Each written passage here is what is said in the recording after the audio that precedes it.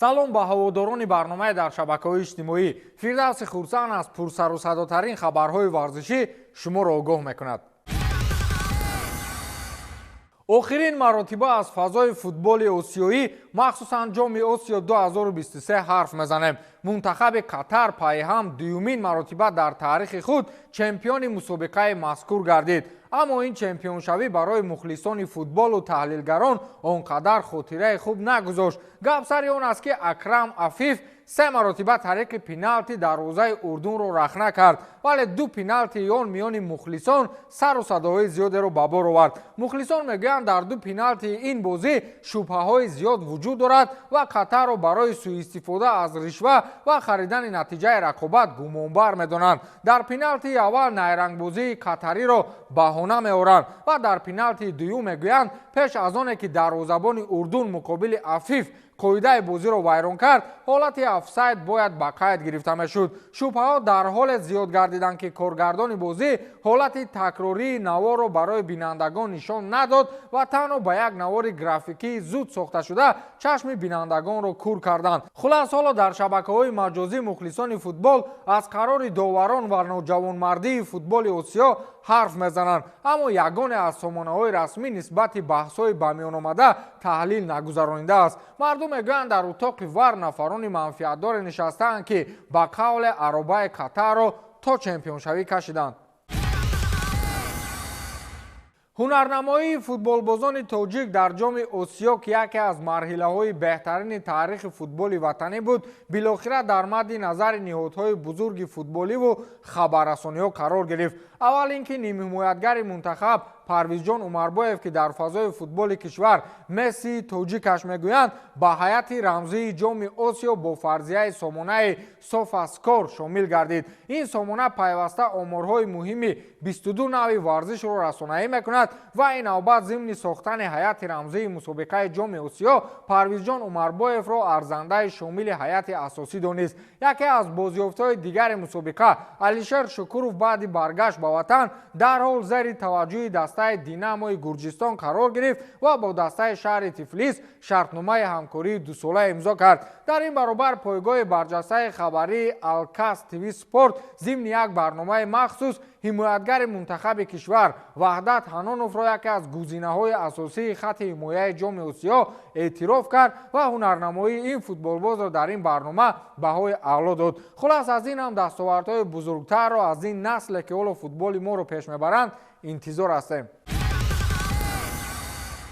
баъди эълони истеъфо дар охири мавсим аз ҷониби Микел Артета, Арсенал мисле ки нерӯи дигар мегирад. бозӣ бо дастаи Вест Хэм барояшон мисле ки муқобили дастае аз як рӯстои дур ба монанди Дурманбулог ё Пистамазор буд. ҳанӯз дар қисми аввал бозингарони Арсенал мухлисони Вест Хэмро маҷбур карданд ки ба хонаашон баргарданд. бо тамоми оморҳои башарият Арсенал ҳарифро шикаст дод ва дар вақти танаффус мухлисони даста берун барои сигоркашиву нӯшидани кофе ва ё хӯрдани сендвичу хотдог набаромаданд, балки ба сифати эътироз ва норозигӣ аз майдон рост ба хона рафтанд. дар қисми аввал шогирдони Артета 4 гол заданд ва дар қисмати дуюм ба он 2 голи дигар зам карданд. ҳатто Деклан Райсе ки аз Вест Хэм ба Арсенал ба иҷора рафта буд, ба дарвозаи дастаи қаблӣ гол зад.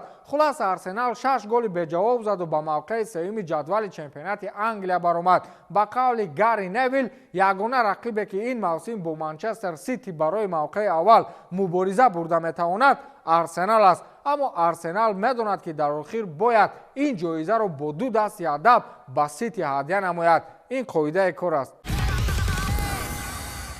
яке аз бозиҳои марказии чемпионати Испания дар ҳафтаи гузашта ин рақобати Реал Мадрид ва Жирона буд. гап сари ин аст ки марҳилаи бебохтои Жирона то рӯбарӯшавӣ бо Реал аҷоибот сипарӣ мешуд. Жирона бешубҳа вақтҳои охир худро як абардастаи испанӣ барои дигар дастаҳо нишон медод, аммо ин ба Реал Мадрид умуман рабте надоштааст. Винисиус, Родриго ва Ҷуд Беллингем дар якҷоягӣ ба қавле Жиронаро пусту пар карданд ва бо ҳисоби бузурги 4-0 мағлуб намуданд ки ба ҳамин марҳилаи бебохтои Жиронаи муъҷизаофар тамом шуд. гап ҳам дар ҳамин аст ки ин даста дар мавсими ҷорӣ танҳо 2 маротиба шикаст хӯрдааст ки фақат аз ҷониби Реал буд. бозии аввал 3-0 ва бозии дуюм 4-0 хотима ёфт ки каталониҳои ба қавле сорти дуюм ҳатто ба дарвозаи шоҳона қудрати задани як голро ҳам дар 2 бозӣ пайдо накарданд. мухлисон гуфтанд Реалро ҳайбаташ мекушад. аҷоибии кор дар ин аст ки Реал Жиронаро шикаст медиҳад,